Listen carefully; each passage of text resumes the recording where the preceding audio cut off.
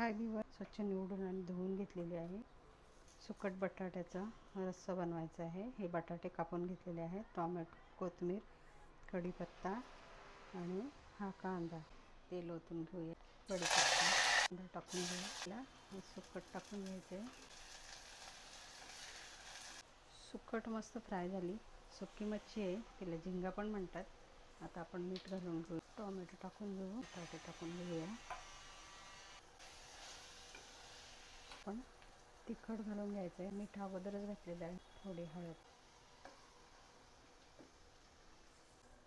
शिजवण्यापुरतं पाणी टाकून घ्यायचं। थोडा वेळ झाकून ठेवून घेऊ।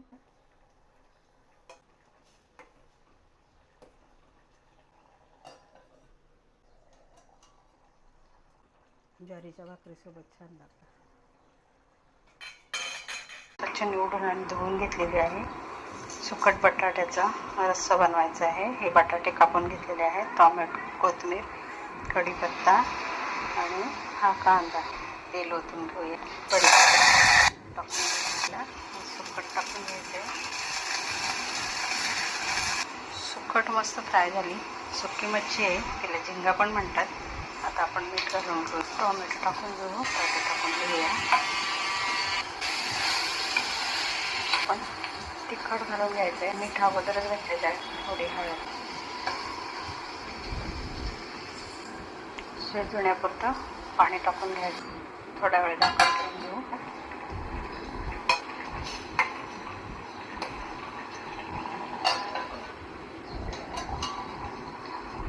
ज्वारीच्या भाकरीसोबत छान लागतं।